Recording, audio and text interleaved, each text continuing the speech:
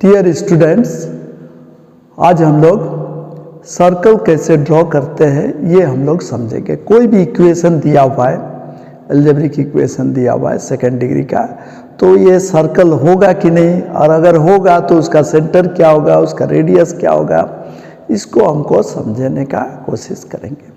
Okay, तो इसके लिए हमारा पहले सर्कल का डेफिनेशन क्या है। सर्कल का डेफिनेशन ये है कि circle is the locus of a moving point which moves in such a way that its distance from a fixed point in a plane, एक प्लेन में होना चाहिए, fixed point from a plane is always constant. Okay,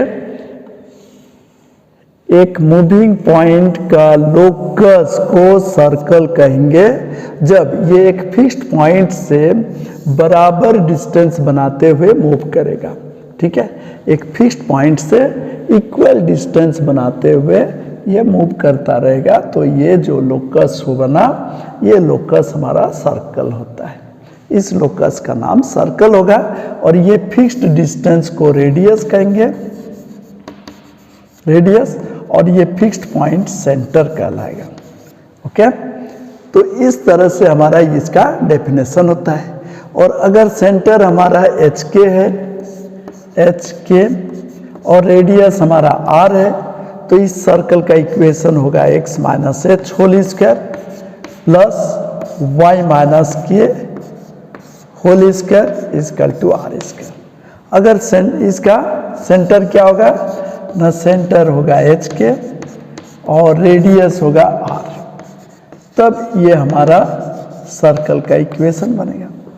और ये हमारा अगर if centre is 0 0, origin अगर centre है, सेंटर 0 0 होगा और रेडियस आर होगा, तो क्या होगा ना, सर्कल का इक्वेशन होगा x minus 0 whole square that is x square plus y square is equal to radius r square. Okay, ये हमारा स्टैंडर्ड इक्वेशन ऑफ सर्कल होता है। मतलब सर्कल का इक्वेशन को देखकर हम लोग आराम से इसका रेडियस और सेंटर निकाल लेंगे। लेकिन अगर कोई भी सेकेंड डिग्री इक्वेशन दिया हुआ है, second degree equation, second degree equation in, second degree equation in x and y, x and y क्या होगा ना, a x square plus 2h x y plus b y square plus 2gx plus 2fy plus c equal to 0। ये second degree equation in x and y है। तो ये represent करेगा एक circle कब, ये रिप्रेजेंट्स ए सर्कल, ये circle का इक्वेशन कब होगा ना, अगर इफ h 0 होगा, मतलब ये टर्म नहीं होना चाहिए, 2h एक्स वाई ये टर्म नहीं होना चाहिए, h 0 होना चाहिए। और दूसरा क्या कंडीशन होना चाहिए ना, एक्स स्क्वायर और वाई स्क्वायर का कोएफिशिएंट इक्वल होना चाहिए, a और b इक्वल होना चाहिए। ओके, तब ये सर्कल का इक्वेशन बन सकता है। क्लियर हो गया। अब हम लोग देखते हैं कि तो इसका जनरल, सर्कल का जनरल इक्वेशन क्या होगा ना, सर्कल का जनरल इक्वेशन क्या होगा। अब हम लोग देखते हैं general equation of a circle क्या है ना, general equation of a circle क्या है ना, इज होगा x square plus y square plus 2gx plus 2fy plus c equal to 0। और इस जनरल इक्वेशन में सेंटर क्या होगा, इट्स सेंटर होगा, इट्स सेंटर होगा माइनस जी माइनस एफ। और रेडियस क्या होगा, रेडियस होगा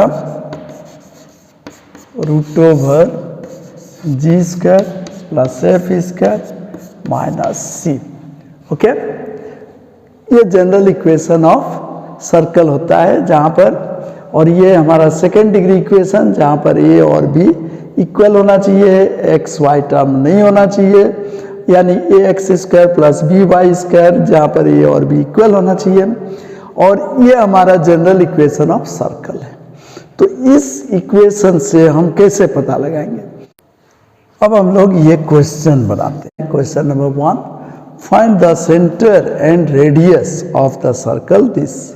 तो यहाँ पर है कि सर्कल का इक्वेशन क्या है ना, 2x square plus 2y square minus 3x plus 5y minus 780।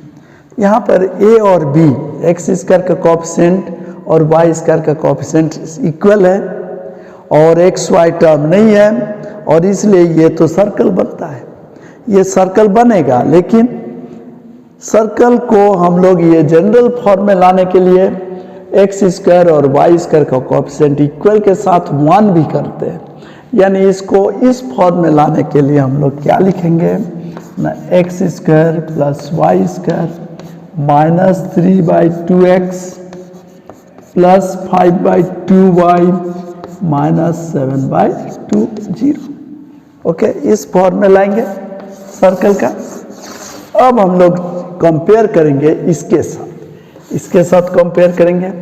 क्या देख रहे हैं ना, 2gx, 2g के जगह पर माइनस 3/2, 2f के जगह पर 5/2, c के जगह पर माइनस 7/2, और इस तरह से हम लोग देखेंगे तो इस तरह से ये हम लोग देखते हैं कि 2g के जगह पर है क्या, माइनस 3/2, 2f के जगह पर है 5/2, ओके, और c के जगह पर है कांस्टेंट टर्म, c के जगह पर है minus 7/2।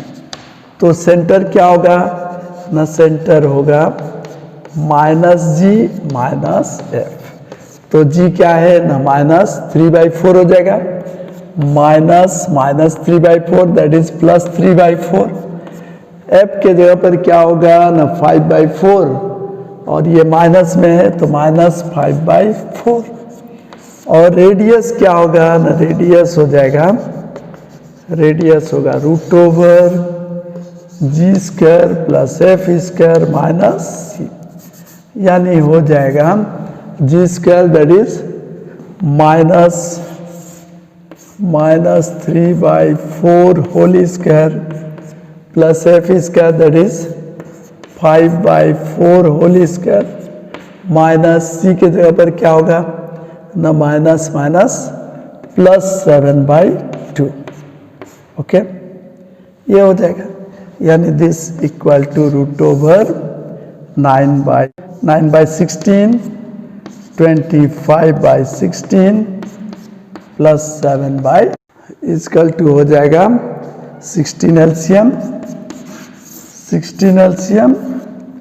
9 plus 25 plus 56 7/8 56 is equal to हो जाएगा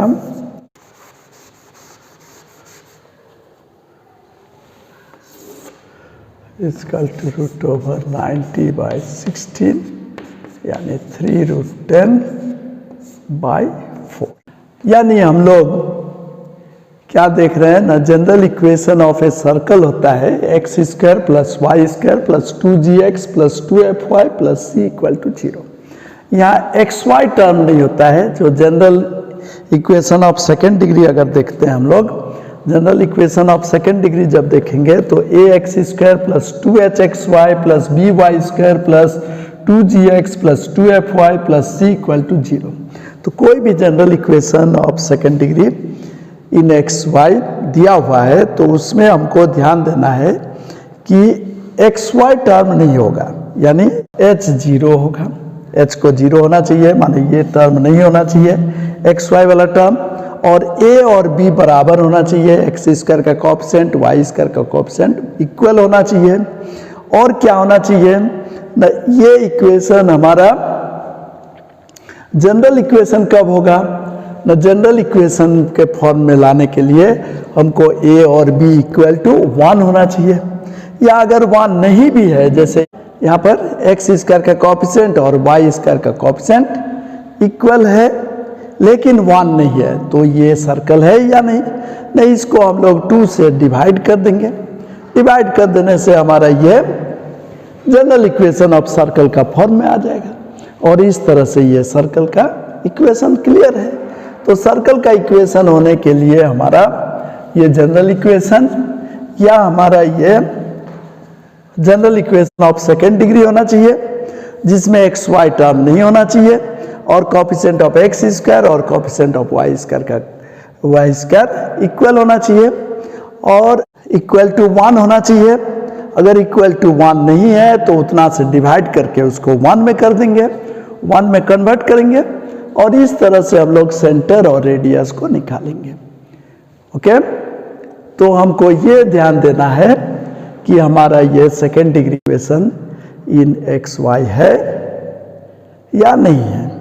अगर है तो एक्स वाई टर्म है या नहीं है। एक्स वाई टर्म नहीं है और क्या होगा ना, ए और बी यानी एक्स स्क्वायर का कोएफिशिएंट वाई स्क्वायर का कोएफिशिएंट इक्वल है, तो हम समझेंगे कि ये सर्कल का इक्वेशन है। ओके, और एक चीज ध्यान देना है कि ये रेडियस अगर हमारा ये root over g square plus f square minus c, ये अगर हमारा g square plus f square minus c ये अगर 0 हुआ तो ये क्या हो जाएगा ना, पॉइंट सर्कल हो जाएगा, क्या कि सेंटर 0 हो जाएगा, तो एक पॉइंट रिप्रेजेंट करेगा।